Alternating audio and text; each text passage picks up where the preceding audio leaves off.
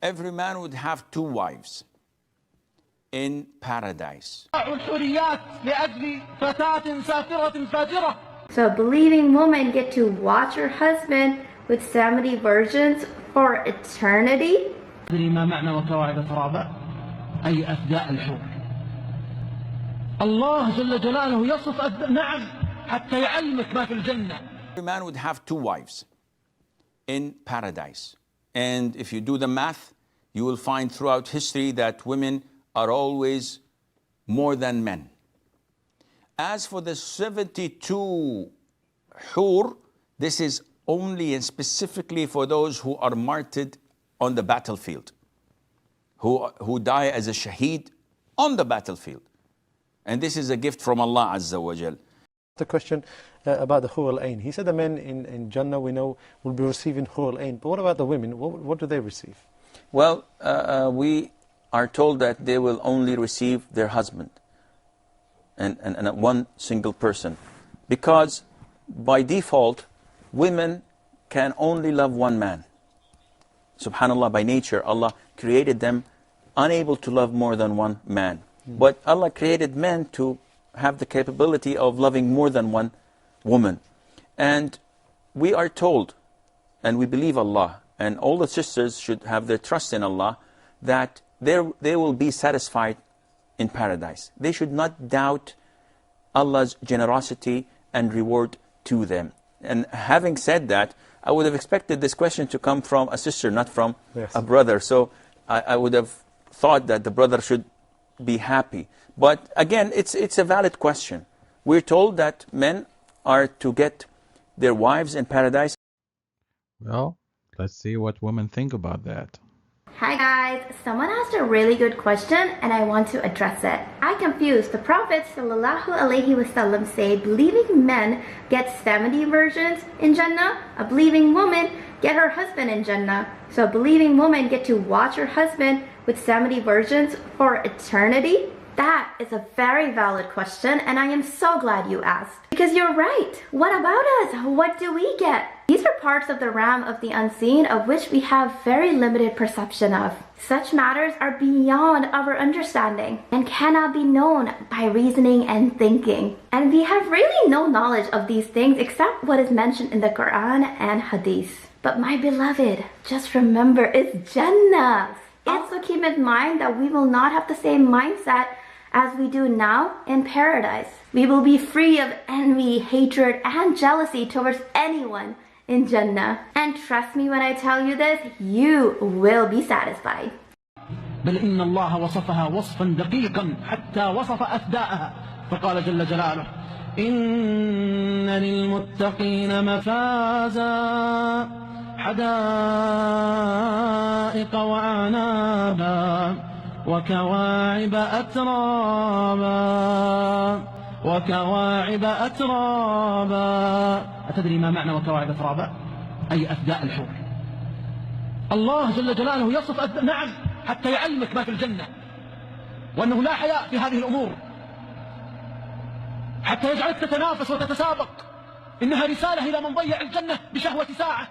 اسمع أفداء الحوريات كيف وكواعب أترابا أي نواهد الحور كالرمان ليست متدلية إلى أسفل زيادة في الحسن والجمال. أين المحبون للنساء؟ أين المشتاقون للحور؟ كم هم الذين باعوا الحوريات لأجل فتاة سافرة فاجرة. Alright, this hadith is for the Muslim woman. Any woman that's Muslim, you need to listen to this very carefully. So whenever you harm your husband or upset him, the hur al-ain from Jannah that will be saying this from the Jannah. You must not harm him. May Allah destroy you. He is only a passing guest with you and is about to leave you to come to us. So your husband doesn't belong to you. He belongs to the hur in Jannah. So be careful. Whenever you upset your husband, the hur is going to be saying, may Allah destroy you. Next one at the bottom, it says that you guys will be busy because when they asked Muhammad about this verse, the Quran, it says, Inna ashab al-jannati إن أصحاب الجنة اليوم في شغل فاكهون. That means everybody in heaven are busy. So the companion, they were shocked by this. They were like, what do you mean busy? We lived our life worshiping and doing this, and then we're going to be busy in heaven as well? So Muhammad told them, no, no, no. You're not going to be doing anything that's not fun. You will be busy delighting in pleasures such as deflowering virgins. So that's what you will be busy in heaven doing. Next, the Hur al-Ain that will not urinate, relieve nature, spit, or have any I don't know what the need to say this, but okay. Their combs will be of gold, and their sweat will smell like musk. So they will sweat. قال الله جل وعلا حتى الجماع والمعاشرة ذكره الله حتى يشوقك حتى يعلمك ما في الجنة ليس فقط أكل وشرب ونعيم بل هناك جماع ليس كجماع الدنيا وهناك نساء ليسوا كنساء الدنيا قال ربي جل جلاله إن أصحاب الجنة اليوم في شغل فاكهون هم وأزواجهم على الأرائك متكئون. قال أبو مجلس قلت لابن عباس ما شغلهم؟ الله يقول إن أصحاب الجنة في شغل، هل عندهم إشغال؟ عندهم ما انتهى النصب والتعب والعبادة؟ ما الذي شغلهم يا ابن عباس؟ قال شغلهم افتضاض الأبكار، شغلهم افتضاض الأبكار. هل في الجنة جماع ومعاشرة؟ نعم. عن ابن عباس قال قيل يا رسول الله أنفضي إلى نسائنا في الجنة كما نفضي إليهن في الدنيا؟ قال والذي نفس محمد بيده إن الرجل ليفضي في الغداة الواحدة إلى 100 عذراء، 100 عذراء. والأعجب والأغرب أنه كلما عاد إليها وجدها بكرا وزيادة زيادة في اللذة والأنس، يجدها بكر كما كان، ليست كنساء الدنيا تفضل بكارة وتنتهي، بل كلما خرج وزار العزيز الحميد ثم عاد يجدها بكرا. أهل الجنة يعطون قوة 100 في المأكل والمشرب والمطعم والجماع، حتى في الجماع، لأن هناك من أهل الجنة من قد يزوج ب100 وربما بأكثر، وهو يعطى قوة 100، يعني يستطيع في غداة واحدة يجامع 100 امرأة أو 100 حورية نساء الجنة. Alright, I picked few Quran verses to show you that those sheikh and imam did not make that stuff up. That's coming from the Quran. I didn't even use any hadith because I know how Muslims say, oh, you can't use hadith, it's weak. So I used only Quran verses.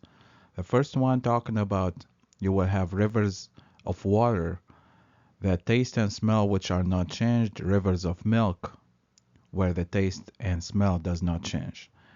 You know, this is big proof right here that back then, for one, they had bad water that tastes bad and smells bad. Plus, they did not have fridge, obviously. Back then, they live in the desert, so the milk was going bad real quick. That's why he's promising in heaven, you will have a river of milk that does not change the color or the smell or the taste. Now, who's really like waiting to go to heaven to have milk or water that does not change taste? Like, who's really like waiting, cannot wait to go to heaven for that? Like, we have all this stuff, clarified honey, delicious wine, water and milk that doesn't change taste. We do, like, this is normal stuff. This is stuff should not be a dream to us. But the people back then that lived in the Middle East and the desert, yes, I understand. They probably had milk that goes bad real quick. Or right here in the other verse, in Surah Ar-Rahman, verse 62-68, he's promising them palms, dates of palms and pomegranate. Who's really like cannot wait to go to heaven to have that? Anyway, next you will have in Surah Al-Waqiyah 17:21, you will have young boys as slaves that will be serving you. In different hadith it says they will be coming to you saying, Master, Master, what else do you want? And you will have wine that does not give you headache. Anyway, now the next in the Quran, Surah 88, verse 6 and 7, It says, talking about people going to hell, it says, no food will there be for them except from a bitter, thorny plant, which neither nourishes nor avails against hunger. So people in hell, they're still gonna eat, but the food is not gonna be good. God will give them food because they need food to survive, obviously, as the Quran says. But the food is not nutritious. Can someone explain this to me? All right. I'm moving to Al-Tirmidhi. I don't know why they wrote Tirmizi. The Arabic origin is Tirmidhi, but anyway. Volume 2, page 35 to 40. It says, a hur, hur is most beautiful young woman with transparent body. The marrow of her bones is visible, like in the interior lines of pearl and rubies. She looks like red wine in a white glass. So the other hadiths that basically back up this and explain it further, Muhammad says that you will be able to see her veins through her body. You'll be able to see her organs. Now, I don't know about you, but how is this like attractive or a word? This is scary. This is horrible. Like, I wouldn't want to see anybody like that. Now let me tell you what heaven actually has, because our one and true only God, Jesus Christ, told us exactly what heaven has. So you will not have this body that you have on earth. We will be having new bodies that are perfect. The new body will be perfect. It will not feel pain. It will not feel hunger. It will not feel tired or need to sleep. It will not have desire to sleep or to have sex or anything like that. All of those needs you have now, that's because you're trapped in the flesh, in the body that you have now because of the sin. But once we are in heaven with God, we're not going to want to have sex in front of God. We're not going to want anything like that. You will not have the desire. You will not feel pain. You will not feel sadness. You will be happy all the time. You will be excited. You will be always like just want to worship God and be happy. You will not feel bored, and you will not need to do anything in order to have fun. You will have joy all the time, non-stop. We will have food, but we're not gonna need to eat. The food is gonna be just for enjoyment, for taste.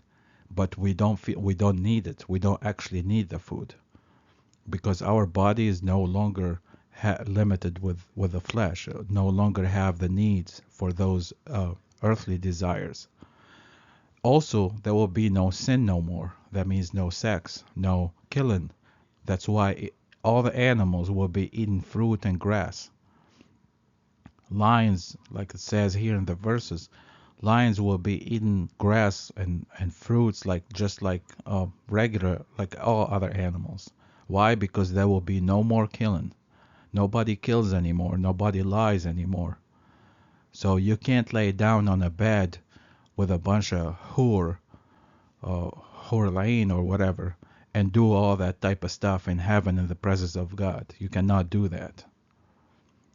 And God will take away anything bad. It will be gone. You will be perfect. You will be, when you need an information, for example, you don't need to Google it. You don't need to ask questions. You will instantly know. You will know everything.